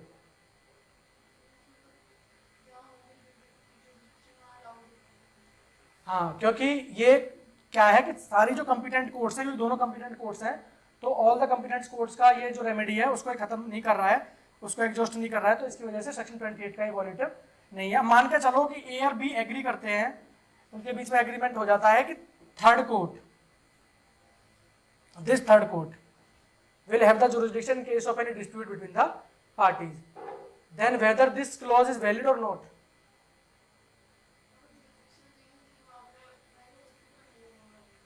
Yes, क्योंकि इससे रिलेटेड हमारा क्या है, यहाँ पे हमारा जुरिस्डिक्शन नहीं हो सकता, क्योंकि इसमें हमारा क्या है, इसमें हमारा केस भी है AR Anthony versus RS Nayak. उसमें हमारा कोर्ट ने बोला था कि it is not the duty of the court and the parties to confer the jurisdiction or create the jurisdiction upon any particular court, it is the task of the parliament, and the court which do not have the jurisdiction, you cannot confer the jurisdiction upon that court by the exclusive jurisdiction clause. तो इस case में जिस court के पास originally jurisdiction नहीं है, उसको उस case में तुम एक्सक्लूसिव जुरिस्डिक्शन क्लॉज के थ्रू जुरिस्डिक्शन क्रिएट नहीं कर सकते। हाँ, ये जरूर है कि अगर दो कोर्ट के पास है तो तुम एक में रिस्ट्रिक्ट करोगे, पर बाकी जो प्रोसीडिंग्स हैं ये हमारी सारी एक फर्स्ट कोर्ट में फाइल की जाएंगी, सेकंड कोर्ट के पास भी फिर जुरिस्डिक्शन नहीं रहेगा, अगर एक्सक्लूसिव जुरिस्डिक्शन क्लॉज में डाल दिया है कि फर्स्ट कोर्ट के पास ही होगा। लेकिन दोनों कोर्ट जो है, अगर हम जब कन्फर कर रहे हैं तो जिस कोर्ट के पास कन्फर कर रहे हैं उसके पास ओरिजिनल जुरिस्डिक्शन भी होना चाहिए, तभी कन्फर कर सकते हैं। इसमें हमारा एक बहुत वो था इंपॉर्टेंट केस था, Harshad Chimanlal Modi versus DLF universals private limited. Harshad Chimanlal Modi versus Harshad Chimanlal Modi versus DLF universals limited. इस केस में क्या हुआ था कि इस केस में ए और DLF के बीच में एक एग्रीमेंट हुआ। ए को बायर एग्रीमेंट था, ये ए को एक प्लॉट खरीदना था यहाँ पे DLF के थ्रू गुड़गांव में। गुड़गांव में प्लॉट खरीदने के लिए उन्होंने क्या किया, उन्होंने दिल्ली में कॉन्टेक्ट किया और ये कह दिया कि कुछ इंस्टॉलमेंट से पेमेंट करनी थी, कुछ जो इन्हें फर्स्ट इंस्टॉलमेंट पे कर दी। उसके बाद ये था कि DLF जो है वो ए से डिमांड करने लग गया to complete the construction the remaining amount. इसमें ए ने डिनाई करने के बाद DLF ने इसका जो है वो इसको प्लॉट देने से मना कर दिया। ए क्या है फिर, ए इसमें हमारा सूट डालता है DLF के अगेंस्ट दिल्ली कोर्ट में स्पेसिफिक परफॉर्मेंस के लिए कि जो मेरा ये से प्लॉट मुझे खरीदनी थी, इसके स्पेसिफिक परफॉर्मेंस के लिए दिल्ली में सूट डालता है। इसका जुरिस्डिक्शन डिसाइड करो, 16 से 20 लगा के देखो। सबसे पहली बात इमूवेबल प्रॉपर्टी है, स्पेसिफिक परफॉर्मेंस का सूट है, कौन से क्लॉज में जाएगा? क्योंकि स्पेसिफिक परफॉर्मेंस में दो चीजें इन्वॉल्व होती हैं, यहाँ पे दो चीजें होंगी, एक तो सेल डीड एग्जीक्यूट करानी पड़ेगी, फिर रिकवरी ऑफ पोजेशन, पोजेशन भी डिलीवर कराना पड़ेगा। तो सेल डीड तो चलो ठीक है, कोई प्रॉब्लम नहीं, लेकिन रिकवरी ऑफ द पोजेशन तो इमूवेबल प्रॉपर्टी का ही होगा। तो स्पेसिफिक परफॉर्मेंस का हमने कौन सा क्लॉज डिस्कस किया था? अदर राइट्स में जो इमूवेबल प्रॉपर्टी के अदर राइट्स से रिलेटेड क्लॉज था, सेक्शन 16 का क्लॉज डी, उसमें हमारा स्पेसिफिक परफॉर्मेंस फॉल कर रहा था। क्योंकि इमूवेबल प्रॉपर्टी से रिलेटेड, जब भी इमूवेबल प्रॉपर्टी से रिलेटेड जुरिस्डिक्शन देखना है तो हमें सबसे पहले देखना है सेक्शन 16। अगर सेक्शन 16 में अगर कोई फॉल कर रहा है तो सेक्शन 20 में जाने की जरूरत नहीं है, क्योंकि उसमें अदर सूट्स लिखा हुआ है। तो इस केस में अब ये इमूवेबल प्रॉपर्टी हो गई, स्पेसिफिक परफॉर्मेंस हो गया, तो कहां पे सूट डालना चाहिए? गुड़गांव में। इन्होंने क्या किया, इन्होंने दिल्ली में सूट डाल दिया।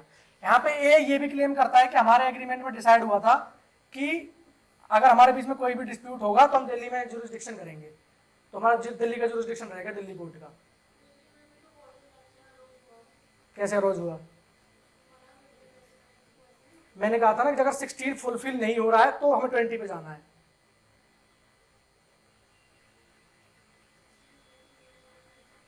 अगर सेक्शन 16 की कंडीशंस फुलफिल नहीं हो रही, अगर हमारा इमूवेबल प्रॉपर्टी का जुरिस्डिक्शन जो है वो अगर सेक्शन 16 में फॉल नहीं कर रहा है, then we will shift to the section 20, और section 20 talks about the cause of action, not section 16।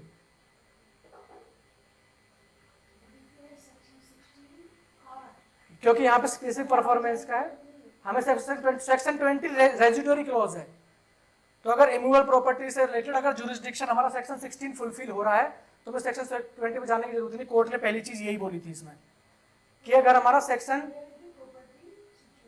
Where the property situated, तो हम सेक्शन 16 इसमें फुलफिल करके गुड़गांव का जुरिस्डिक्शन होगा। दूसरा क्या डिस्प्यूट हुआ? दूसरा दिल्ली पे कन्फर कर दिया इन्होंने, कर देगा एक्सक्लूसिव जुरिस्डिक्शन दिल्ली पे कन्फर या नहीं कर सकता? क्या हम एक्सक्लूसिव जुरिस्डिक्शन क्लॉज लगा के, तो एक की जो ये कंटेंशंस थी ये भी कोर्ट ने रिजेक्ट कर दी थी कि क्योंकि इसके पास ओरिजिनल जुरिस्डिक्शन नहीं है, तो कोर्ट जो है confer the jurisdiction which do not have the jurisdiction.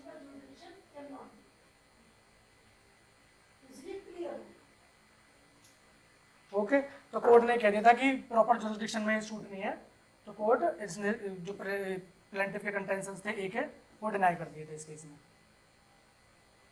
और एक्सक्लूसिव जुरिस्डिक्शन क्लॉज में हमारा यही मेन है, अगर क्योंकि अगर 10 नंबर या 20 नंबर के हिसाब से क्वेश्चन पूछा जाता है तो जुरिस्डिक्शन को समझा के फिर उस हिसाब से समझाना पड़ता है। ओके, इसके बाद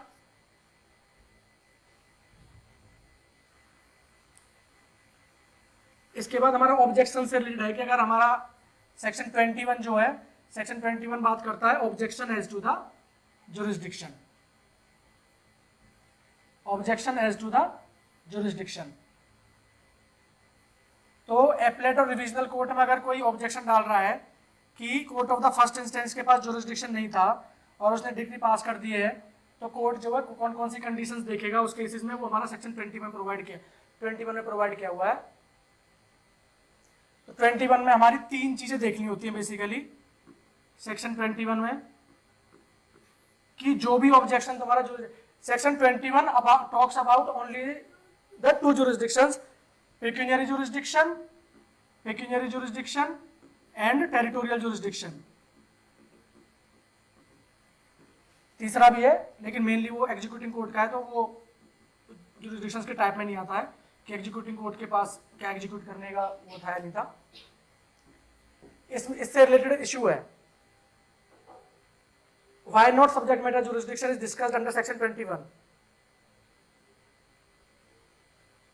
क्योंकि सब्जेक्ट मैटर जुरिस्डिक्शन को अगर lack of the subject matter jurisdiction है तो वी हैव ऑलरेडी डिस्कस्ड कि subject matter jurisdiction is must to try any suit, and if the court passes a decree in violation of subject matter jurisdiction that will be void। सो अगर हमारा पिक्यूनियरी और territorial jurisdiction से related अगर कोई objections हैं तो हमें उसमें 3 चीजें चेक करनी होती हैं। सबसे पहले कि अब इन्होंने क्या किया कि कोई डिक्री आ गई है, उसमें एपलेट कोर्ट या रिविजनल कोर्ट में ऑब्जेक्शंस रेज कर रहे हैं कि court of the first instance के पास जुरिस्डिक्शन था। Court of the first instance हमारा बेसिकली डिफाइन किया हुआ है सेक्शन 37 में। Section 37 of the CPC talks about the court of the first instance. तो इसमें हमारी 3 चीज देखनी होती है कि ऑब्जेक्शन सबसे पहले क्या होना चाहिए, कोर्ट ऑफ फर्स्ट इंस्टेंस में रेज होना चाहिए,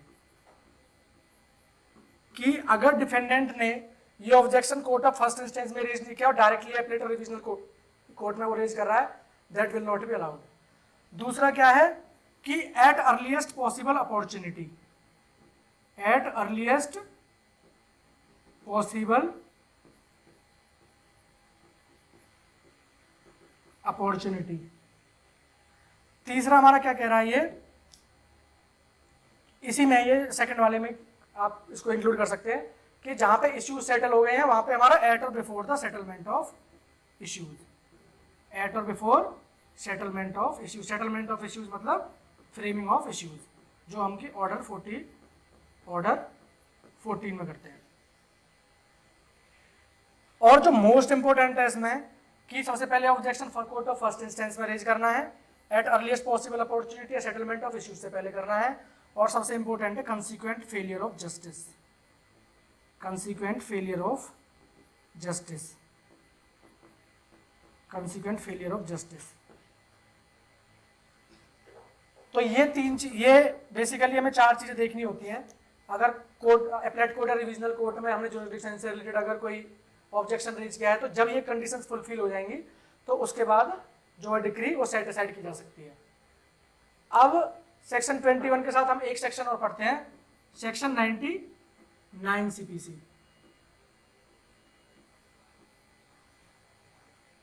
सेक्शन 99 सीपीसी, जैसे ये कंडीशन फुलफिल हो जाएंगी सेक्शन 99 रोल में आ जाएगा, क्योंकि सेक्शन 99 में सेम चीजें लिखी हुई हैं कि no proceeding shall be set aside unless there has been consequent failure of the justice because of the error or the defect in the jurisdiction of the court or misgender of the parties or cause of your action। तो उसमें भी same चीज लिखी है। तो ये हमारा इसका जो मेन डिस्कस एक केस था हमारा किरण सिंह वर्सेस चमन पासवान, बहुत इंपॉर्टेंट केस है ये। और इसमें एक पॉइंट और भी था, किरण सिंह वर्सेस चमन पासवान। इसमें हमारा एक तो यही पॉइंट डिस्कस किया गया था कि सेक्शन 21 सेक्शन 99 में कोई कन्फ्लिक्ट है या नहीं है। तो इसमें कोर्ट ने बोला था कि इन दोनों में कोई कन्फ्लिक्ट नहीं है, these are the complementary to each other. अगर हमारी section 21 let down the conditions and if that conditions are fulfilled section 99 will come into the play. अब कंसिक्वेंट फेलियर ऑफ जस्टिस में कह रहा था कि ये इंपॉर्टेंट फैक्टर है। मान के चलो कि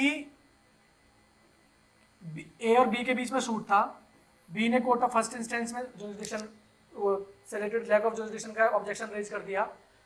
उसके बाद इसका जो है कोर्ट ने ये जो जुरिसडिक्शन है ये डिनाई कर दिया, जो ऑब्जेक्शन था।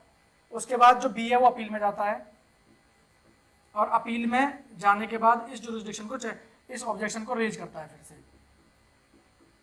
इस ऑर्डर के अगेंस्ट जो पहले कोर्ट ऑफ फर्स्ट इंस्टेंस ने दिया था जुरिसडिक्शन से रिलेटेड।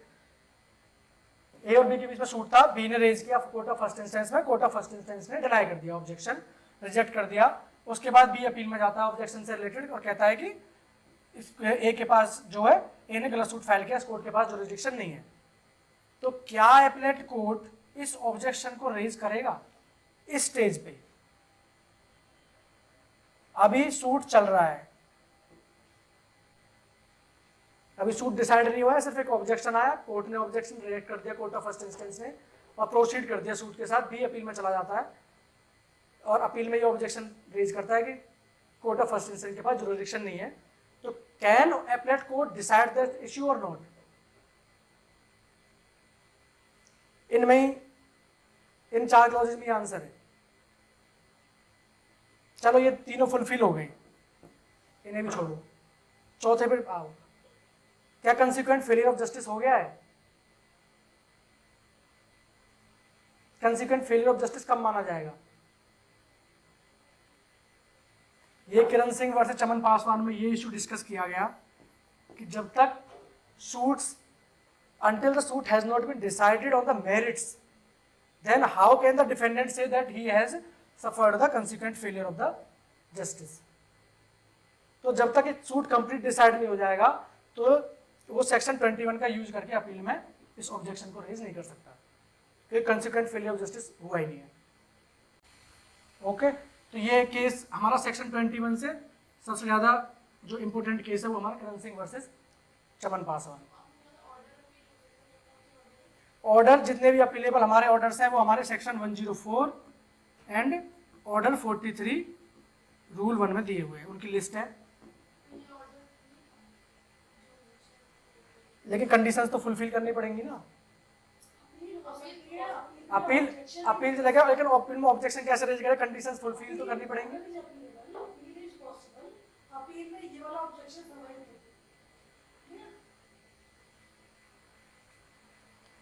और आजकल इससे भी एक क्वेश्चन आने लग गया है, तो मैं अगर बाद में बताना भूल जाऊं तो ये जो लिस्ट है सेक्शन 104 और स्पेशली सेक्शन 104 में तो 2 या 3 4 ही क्लॉज है हमारे, तो इनको जरूर याद करें ना, क्योंकि ये तो लंबी लिस्ट है। फिर भी कुछ इंपॉर्टेंट जो लास्ट वाले हमारे टेम्परेरी इंजंक्शन से रिलेटेड या फिर हमारे रिव्यू से रिलेटेड वो देख लेना। लेकिन ये प्रीलिम्स में आजकल एक क्वेश्चन इससे आने लग गया है, क्योंकि इनके पास क्वेश्चन ही खत्म हो गए, तो क्वेश्चन कहीं से तो बनाने ही पड़ेंगे। ओके, तो इसके बाद हमारा आता है ये सेक्शन 21 हो गया। सेक्शन 99 के साथ हमें इसे पढ़ना पड़ता है ये भी इसमें डिस्कस कर देंगे, दो these are complementary to each other, जैसे 21 कंडीशन फुलफिल हो जाएंगी सेक्शन 29 जो है वो रोल में आ जाएगा। इसके बाद है हमारा सेक्शन 21A। सेक्शन 21A में सिंपल डिक्लेरेटरी प्रोविजन है कि जिस ऑब्जेक्शन को हम सेक्शन 21 में डिसाइड कर सकते थे उसके लिए में सेपरेट सूट डालने की जरूरत नहीं है, उसको सेपरेट सूट डाल के उसकी डिग्री को सेटिस्फाइड नहीं करा सकते, तो उसके लिए सेपरेट सूट लाइल नहीं करेगा, तो वो डिक्लेरेटरी प्रोविजन है। तो ये हमारा जुरिस्डिक्शन से रिलेटेड है। अब हमारा आता है मेनली जो है वो ट्रांसफर ऑफ केसेस, जो हम 22 से 25 में डील करेंगे, और उसी में हम फिर देखेंगे फॉरम कन्वीनियंस, जिससे कि या तो जो मेंस का क्वेश्चन है या तो वो एक्सक्लूसिव जुरिस्डिक्शन क्लॉज से बनता है, और स्पेशली दिल्ली में, क्योंकि दिल्ली की तो 100% एक क्वेश्चन एक्सक्लूसिव जुरिस्डिक्शन क्लॉज से प्रीलिम्स में आना फिक्स है। पिछले 3 साल से दिल्ली रेगुलर पूछ रहा है इस क्वेश्चन को, या फिर फॉरम कन्वीनियंस से, फॉरम कन्वीनियंस को मेंस से पूछ लेते हैं वो लोग। फॉरम कन्वीनियंस किसी ना किसी स्टेट में हर साल आ ही जाता है। We have faculty from Delhi University. Faculty Deepak has experience of giving judiciary also. That is why he has clarified what is the trend and strategies. And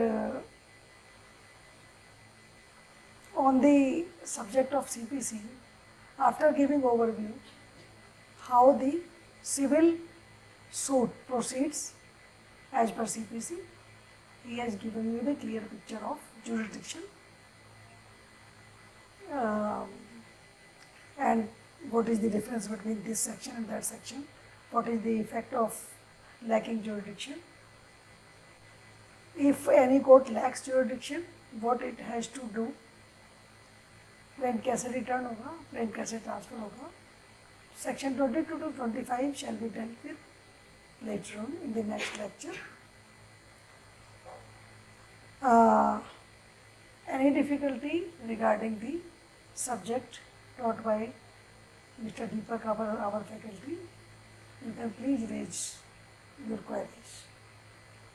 If it is okay, we will close this lecture today. After 2-3 minutes, not 5 minutes, we will have another lecture of Madam Jyoti. She will continue with the Indian Contract Act and she will complete about the all concepts of contract.